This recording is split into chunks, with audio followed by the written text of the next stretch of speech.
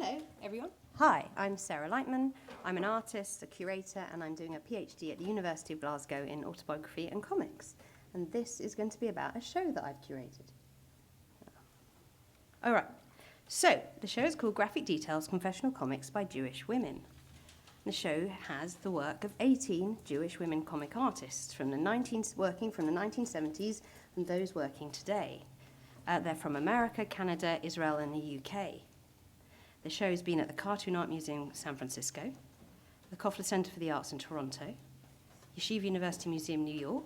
Here's some of our smiling artists. The Washington, D.C. Jewish Community Center, the Oregon Jewish Museum, Portland, and it will be opening at the Jewish Museum, Florida, this autumn. And fingers crossed, it comes to the UK next year.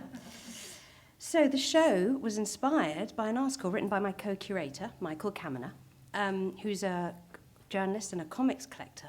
And he went to a comics event at the Museum of Cartoon and Comic Art in New York and noticed there was a variety of young women with Jewish-sounding names all selling autobiographical comics. So he decided that was a trend. And he wrote an article about it. I read the article, and I said to him, why don't we curate a show? And we did. So it just goes to show random things make amazing projects. And we've created, with our sponsor, the Jewish Daily Forward, an amazing 8-page catalogue. I've got a few of them around, including the centre page where there's a little bit about all the artists in the exhibition. And it's great as well because a lot of the women from the 1970s onwards were finding it difficult to get press, so how nice that we've given them their own newspaper as part of the exhibition. We also made a symposium about the exhibition in New York. We had over 100 people. And I'm currently editing the book about the exhibition to be published next year by McFarland, of articles by academics, artists, curators, even a chef. So we all know a little bit about Jews and comics, perhaps. You might be able to name some of these people. Will Eisner, Art Spiegelman's Mouse, and Jerry Siegel and Joe Shuster. So why don't we know any Jewish women who make any comics? Well, maybe it's because we have exhibitions like these. Masters of American Comic Art, which, as its name suggests, only included men.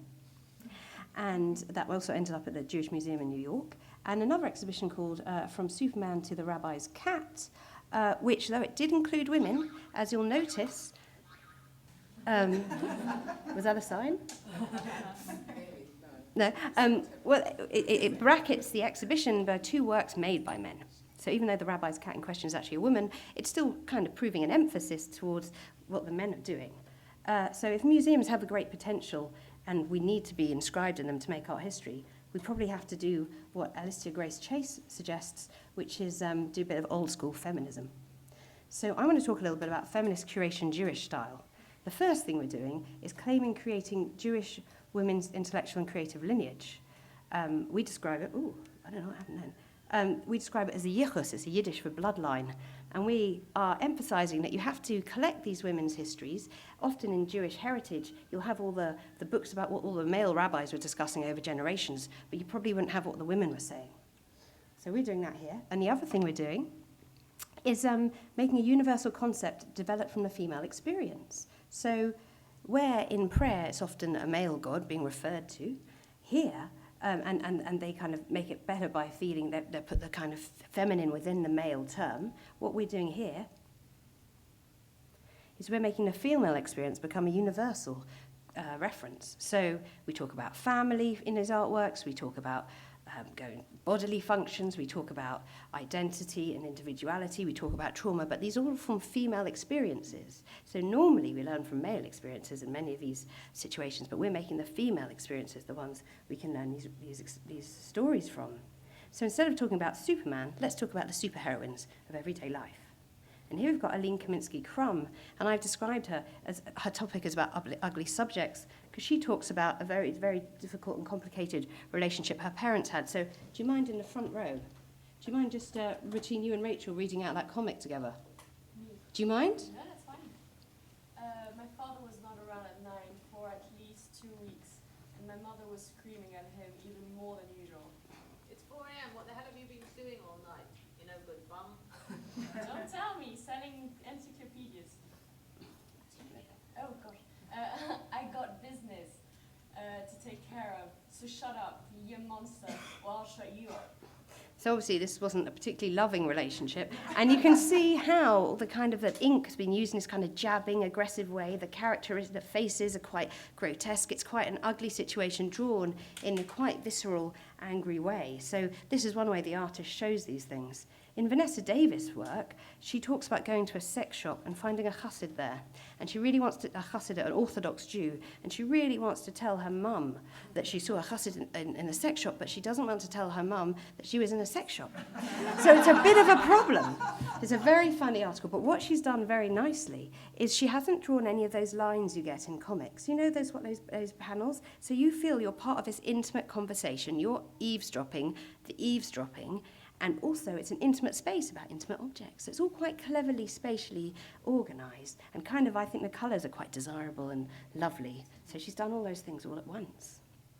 And here's Diane Newman. It's a really wonderful comic. She talks about miscarriages and recovering her voice after the trauma of having 4 miscarriages and never being able to have children. Now, as I'm sure many of you are aware, miscarriages are quite frequent, but people don't talk about them. It's one of those discussions we just don't have. So making a comic about it is a very important, radical, and powerful thing to do.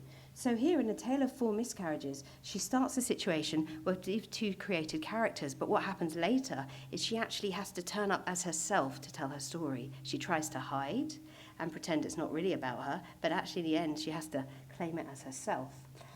And if we look here, the title of the comic isn't written in normal font. It's written in nappy pins with sharp surgical edges, a bloody text. All these things, a comic can suggest what's going to happen, which you might not be able to do in any other form. So these are all the ways that comics can be very adult and sophisticated.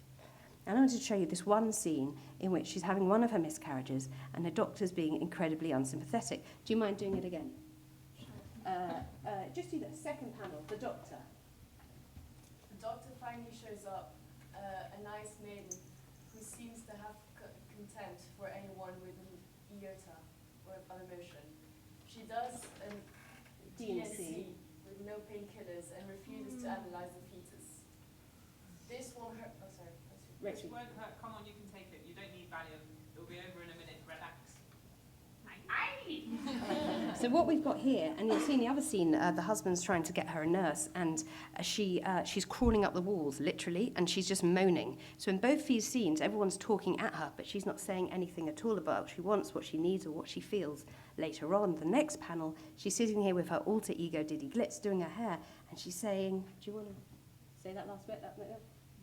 I can't. I can't fucking believe the crap that fucking hospital put me through. You'd think a woman doctor could cough up a little compassion. Or at least a mega hit of Valium. At that point, I wouldn't licked her stethoscope for an aspirin. What's happening here is she's being able to say, God, I wish I'd asked for these things. But you know when we go to doctors, when we're in pain, when we're suffering, we can't say what we need. She reclaims her voice in the comic, the voice that she couldn't use during the event itself. And here in the final scene, she's coming to terms with the fact that she won't ever be able to have children. And she says, it's gone. The fetal attraction is gone. It's like a cancer was removed. Suddenly I feel lighter. Lighter? Honey, don't kid yourself. It's funny, right? Except, what's the final thing that's said in the whole comic? Don't kid yourself. You'll never really get over this. A little bit about myself. I've been drawing my life for 16 years. And I call it the Book of Sarah because there isn't a Book of Sarah in the Bible, but there is a Book of Daniel and Esther, and my brother and sister are Esther and Daniel. So I had to do something about it. And also I wanted to make sure that Judaism's not always the most visual religion, and I wanted to make sure there was a visual version, and also because the women in the Bible didn't always have their stories told in as much detail as the men. So I made the Hamster Bible because I grew up in Hampstead. And what I did was I analysed family photographs to understand our relations and our stories. Is this, I'm on 1 minute? Great. So here we are. Actually, we're fighting. You think we're getting on? We're not. My brother and sister. But actually, he tried to poke out her eyes when she was born, so not so cute. And that's me, my mummy, and my granny. And most recently, my final one is Thoughts on Motherhood by an Uncertain 35-year-old. How long have I got left? Is it my choice anymore? Was it ever? And there we are. And I've got a show of my work coming up in Occupy My Time Gallery in May. And finally, if you've enjoyed learning about comics, autobiographical comics, please come to Ladies Do Comics, which we run at Foyle's Bookshop. It's a really wonderful, men and women are welcome, just run by women, and they're all around the world, and it's a lovely environment. You might have a postcard. Thank you so much. Thank you.